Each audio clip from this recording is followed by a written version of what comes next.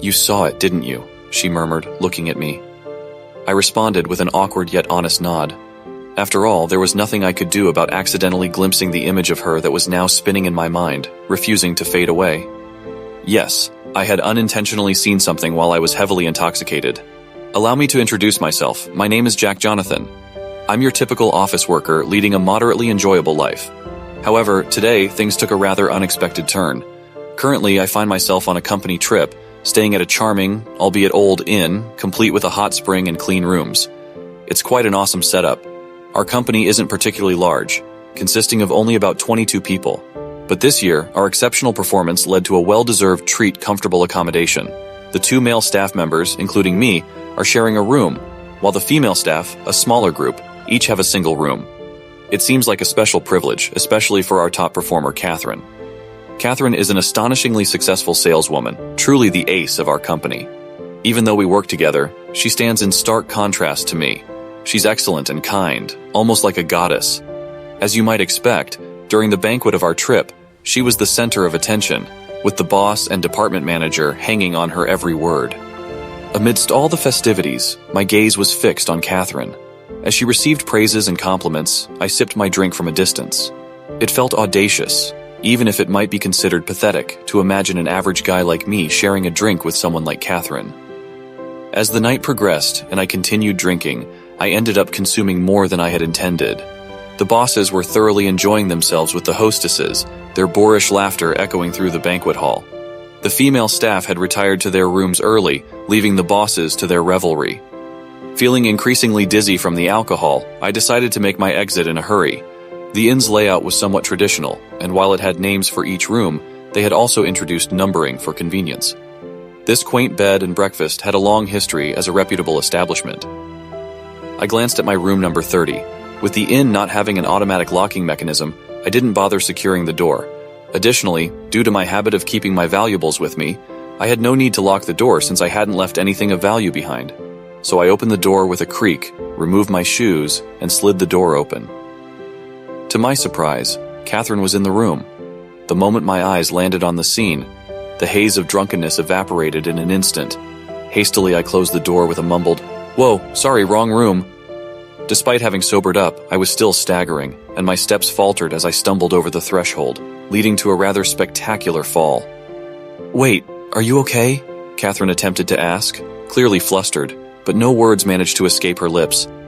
The images were swirling in my mind, her elegant and well-toned physique, her almost translucent white skin. I was witnessing things that I shouldn't have seen, yet they replayed relentlessly. Yet, a flicker of recognition emerged as I recalled the sizable bruise on her side. It felt like I had come across that bruise before, somewhere else. But my alcohol-fueled stupor seemed to get the better of me, and I succumbed to sleep right there, at the entrance. Several hours later, I found myself on my knees before Catherine. It was an expected outcome. If she had chosen to complain, there would have been little chance of my defense holding up. My fate now rested upon Catherine's decision to forgive me. While her expression held a hint of displeasure, she finally spoke.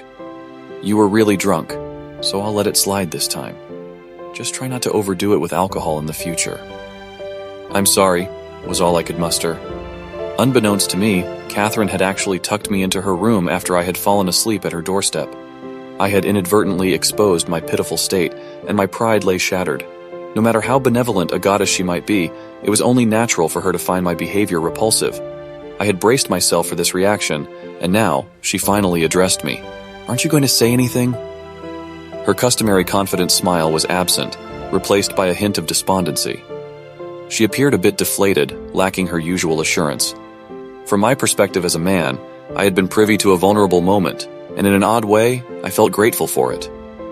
As I carefully pondered my words to avoid exacerbating the situation, she softly murmured, "You saw the bruise, didn't you?" "I did see it, but why does it matter? Does it diminish you in some way? Everyone's got something, and if it weren't for that bruise, you'd still be remarkable." I hadn't intended to blurt out those words, but they slipped from my lips. Her eyes widened in surprise, triggering an odd sense of déjà vu. Had I uttered this line somewhere before? "Jack, you're really different," she said with a mix of astonishment and recognition. "Actually, you're the second person to say that to me," I responded, curious. "Oh, and as for having a boyfriend, it's pretty well known around the office that I'm single." Was that sarcasm? Her mood shifted, and she revealed a glimpse of vulnerability.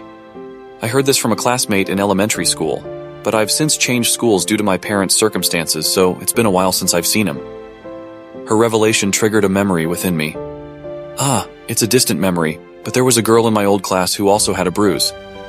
I believe this incident happened around 2nd grade, during gym class while we were changing. One of the boys pointed to her and asked, "Hey, what's that black spot? So gross."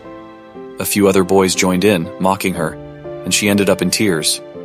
I remember sadly admitting that I had said something similar to her. Eventually, she moved away, and her name has escaped my memory. Perhaps it was Catherine. "Wasn't your elementary school Maplewood Elementary before you moved?" Jack asked. "Yes, but how did you know that?" I replied, puzzled. "I recalled a girl in my class back then who had a birthmark like yours. You moved away before we reached 4th grade, right?" he inquired. "Yes, that's correct." "Wait, Jack, were you that boy from back then?" I inquired, surprised. As it turned out, Jack and I had attended the same elementary school. It was a small world. Catherine's life took a different turn. Her parents divorced, and she moved with her mother, taking on her current last name. It was truly unexpected to reunite as co-workers in the same company. "Remembering me after seeing me undressed, that's kind of awkward," I admitted, feeling a bit embarrassed. "Don't worry about it. Let's head back to our rooms. It's getting late," Jack suggested. Feeling better after our conversation, I apologized to Catherine once more before returning to my room.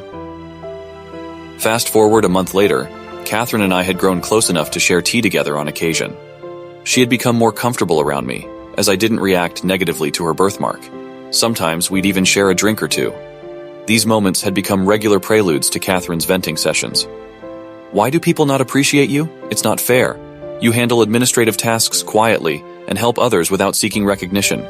You need to assert yourself more," Catherine remarked, her concerns centered around my job evaluation. "I'm just doing what I believe makes everyone's job easier. Nothing more," I defended myself. Catherine insisted it was extraordinary, though I thought it was a bit of an exaggeration. Despite that, her pouting was oddly endearing, and I hoped our relationship would continue like this indefinitely. However, a turning point came that marked the end of this comforting dynamic. Catherine said she was heading to meet a client, but then all contact with her abruptly ceased. Our company dealt with sensitive matters, and Catherine was supposed to visit a factory in the countryside. However, she hadn't returned to the office for hours, and we couldn't reach her. The factory confirmed her visit but claimed she had left.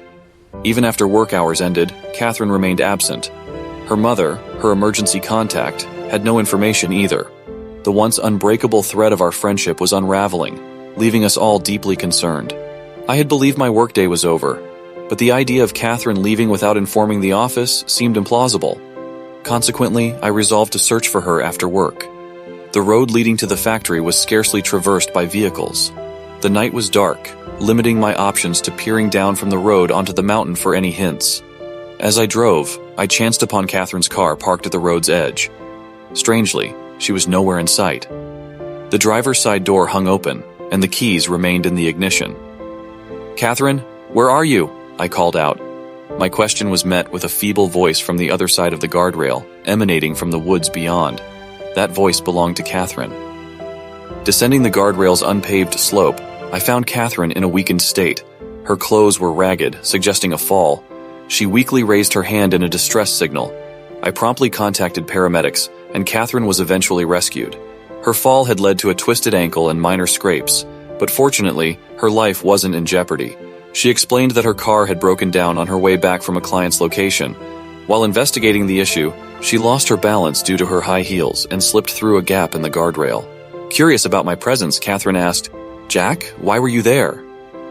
I reassured her that I had sensed something might have gone awry and had been searching for her. My concern caused her to blush and smile. She then proposed, "How about we visit the aquarium as a thank you next time?" Her invitation was more than a casual suggestion. It was a clear offer for a date.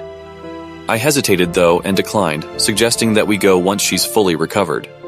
I indicated my desire to be the one to invite her to the aquarium. This decision held a deeper meaning. My intention was to ask her out and confess my feelings during the aquarium outing. I adhered to the belief that a man should initiate such moves, driven partly by pride. However, fate had a different plan. A week after Catherine's incident, news arrived that our company was to be merged. The suddenness of this announcement took us by surprise. Although given the company's recent struggles, I understood the boss's motives were likely to safeguard our jobs. While our performance had been promising for the year, the company had faced challenges over the past few years.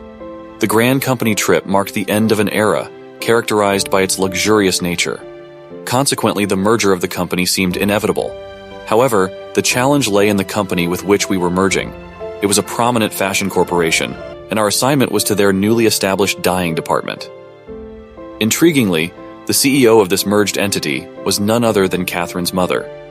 Post her divorce, she had founded a modest enterprise, skillfully nurturing it to its current stature. During my disappearance, the boss contacted my mother, and when I was eventually found, she began investigating our company. Concerned about her daughter's situation, she was wary of the new company's environment. However, upon research, she developed an affinity for our dyeing work. Negotiations between the two companies rapidly concluded, given our own company's dismal performance. Although the paperwork was still undergoing processing, the transition appeared to be in progress. The notion of a company transfer crossed my mind in a rather casual manner when suddenly the boss tapped me on the shoulder, his expression grave. "Yes, of course. What is it?" I responded, a hint of apprehension coloring my words. "Truth be told, you're the only one being transferred to a different department," he revealed. I was taken aback.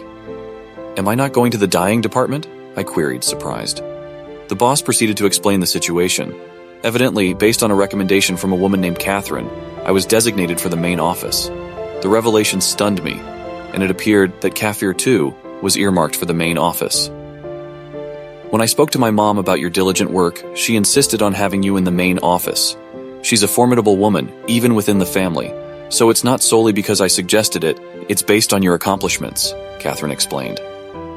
This left me perplexed, but I was determined to make the most of this unexpected opportunity. Besides, I had no intention of letting down Catherine, who had advocated for me. I resolved to give my best and subsequently embarked on my journey within the new company. Flash forward about 21 years, and I find myself in my 50s.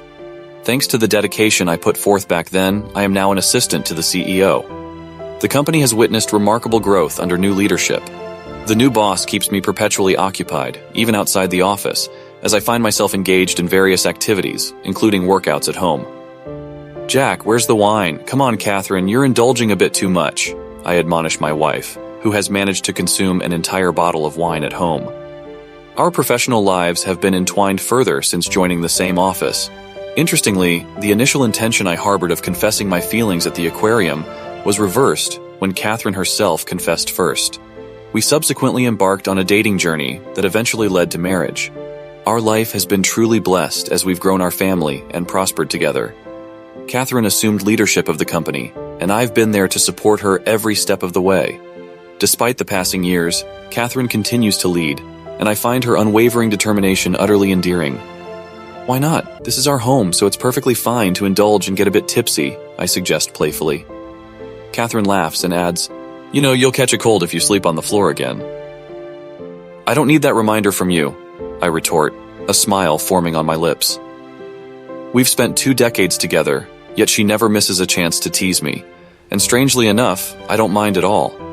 In the midst of our lighthearted banter, I find myself momentarily at a loss for words. After all, if it weren't for that pivotal incident years ago, I wouldn't have the privilege of sharing these moments with her.